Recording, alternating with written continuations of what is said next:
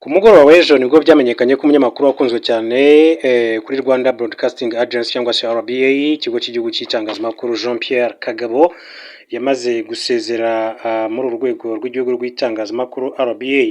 Makuru akavuga ko umunyamakuru Jean Pierre Kagabo rero yari amaze gusezera urwego rw'igihugu rw'itangazamakuru RBA, yari amaze imyaka igera kuri 22 asanzwe akorera.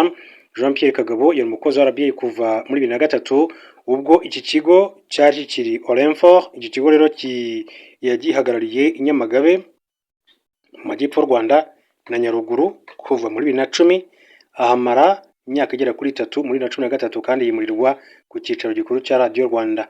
Uyu munyamakuru yatangaje ko yahisemo kugisezera kuko yabonye akazi ahandi.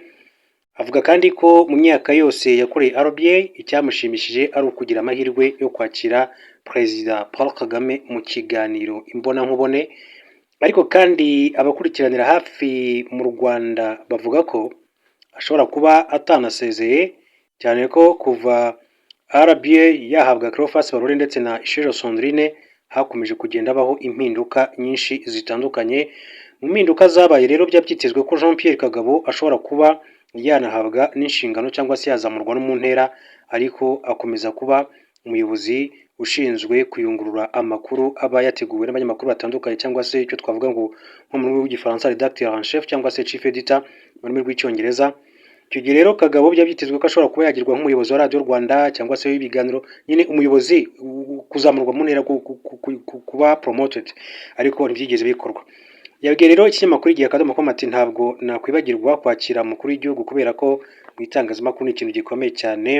Hanyuma uretse iyi ntambwe, Jean Pierre Kagabo avuga ko muri byinshi atazibagirwa harimo ko ari we gahunda yo guhuza umuntu wagiye hanze ya studio radio iri gukorera mu gace runaka na studio yo ku cyicaro byatangiriyeho.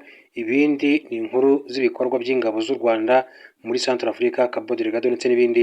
Jean Pierre Kagabo yashimangiye ko aho agiye atari ikigo cy'itangazamakuru, ariko azakomeza rero kurigaragaramo binyuze mu buryo bw'itangazamakuru rigezweho rero rya podcast. Ati mu by'ukuri akaba ashobora kuba agiye gushinga urubuga rwa YouTube azajya anyuzaho ibiganiro bitandukanye cyangwa se na bwa busesenguzi bwe rero ku makuru atandukanye.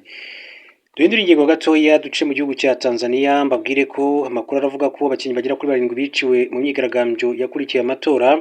Abakinnyi 7 nabo babato b'umupira w'amaguru bo muri Tanzania barimo abari bahagarariwe n'ikigo Viral Scout Management biciwe mu mvuru zakurikiye amatora y'umukuru w'igihugu, nk'uko bitangazwa n'ikinyamakuru The Standard. Amakuru akavuga ko mu itangazo ryashyizwe ahagaragara n'ubuyobozi bw'iki kigo yemejwe ku mbuga nkoranyambaga havugwamo amazina y'abitabye Imana harimo uwitwa Rajab imyaka 17, Anthony Rico imyaka 18, Abdul Karim Ali imyaka 16, Peter Elia imyaka 19, uwitwa Mshani Musa imyaka 17, Omar Musa imyaka 15, John Hosea imyaka 22. Bose ngo barashwe mu gihe cy'imyigaragambyo yabereye mu mujyi wa Dar es Salaam, Mbeya ndetse na Mwanza, ubwo abaturage bagaragazaga rero kutanyurwa n'ibyavuye muri aya matora makuru y'igihugu. Ubuyobozi bwa Viral Scout Management bwamaganye iki gikorwa cy'ubugome, buvuga ko ari igihombo gikomeye cyane ku mupira w'amaguru wa Tanzania n'ibihugu byo mu karere. Mu itangazo ryabo kandi hagaragara amagambo agira ati nta muntu ukwiye kwamburwa ubuzima bwe cyangwa se inzozi ze mu buryo nk'ubu. Aba bana bari bafite ejo hazaza heza mu mupira w'amaguru kandi urupfu rwabo ni igikomere ku gihugu cyose cya Tanzania. Kugeza ubu ubuyobozi bwa polisi ya Tanzania ntiburagira icyo butangaza ku byerekeye urupfu rw'aba bakinnyi, naho Minisiteri y'Urubyiruko n'Imikino ntirasohora itangazo ryihariye kugeza magingo angaya. Makuru yerekeranye n'igihugu cy'u Rwanda, reka mbabwire ko u Rwanda na Korea bikomeje kwiyemeza guteza imbere icyerekezo gihuriweho n'impande zombi. U Rwanda rwitabiriye inama y'abayobozi bakuru ba Korea na Afurika SOM 2025 yateguwe na Minisiteri y'Ububanyi n'Amahanga ya Repubulika ya Korea, umwanya w'ingenzi wo gutekereza ku ntambwe imaze guterwa kuva haba inama ya 2024 ya Korea na Afurika, ndetse no kwerekana intambwe zigomba gukurikira mu nzira igana imbere. Uhagarariye u Rwanda witwa Virgile Rwanyagatare, umuyobozi mukuru ushinzwe Asia Pacifique n'uburengerazuba bwo hagati muri Minisiteri y'Ububanyi n'Amahanga n'Ubutwererane mpuzamahanga, yashimangiye ko u Rwanda rukomeje kwiyemeza kurushaho kunoza ubufatanye na Korea no guteza imbere icyerekezo gihuriweho cy'ubufatanye bukomeye butanga inyungu hagati ya Afurika ndetse na Repubulika ya Korea. Ibiganiro byashimangiye ko twiyemeje gufatanyiriza hamwe guhindura intego mu bikorwa bigamije guhanga udushya, iterambere rirambye ndetse n'iterambere ridaheza binyuze mu bufatanye bukomeye bwa Korea ndetse na Afurika.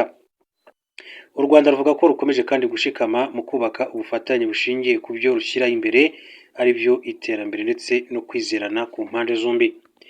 Tuve kuri iyi nkuru mbabwire ko mu yandi makuru akomeza kugenda avugwa ni uko ku mugoroba wo kuwa kabiri indege itwara imizigo ya kompanyi UPS yakoze impanuka ikomeye ubwo yari igiye guhaguruka ku kibuga cy'indege cya Louisville Muhammad Ali International Airport ihitana abantu 9 nk'uko byemejwe na Guverineri wa Leta Andy Bashayal. Ubuyobozi bwatangaje ko abantu 11 bakomeretse bikomeye mu gihe abandi 16 bagishakishwa. Indege yahise iturika ikigwa ku butaka ituma ibyotsi by'umukara rero bizamuka mu kirere ndetse inkongi yibasira ibigo bibiri byegereye aho yaguye birimo uruganda rutunganya ibikomoka kuri peteroli. Kwikubitiro ubuyobozi bwashyizeho itegeko ryo guma mu rugo ku ntera ya kilometero 8 uvuye ku kibuga cy'indege kubera ubwoba bw'indi myuka ishobora guturika cyangwa se kwanduza ikirere. Iryo tegeko ryaje kandi kugabanywa ku ntera ya kilometero 1 ubwo umuriro watangiraga gucogora. Umuyobozi w'umujyi wa Louisville Craig Greenberg yemeje ko ikibuga cy'indege cyongeye gufungura kuwa gatatu mu gitondo bityo ingendo z'indege zirasubukurwa.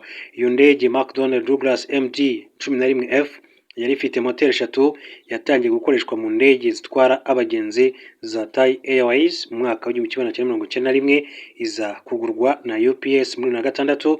Ubu bwoko bw'indege ikorwa n'uruganda rwa McDonnell Douglas waje kwiyunga na Boeing mu mwaka wa 1997. Reka mbashimire mbifurize gukomeza kugira ibihe byiza.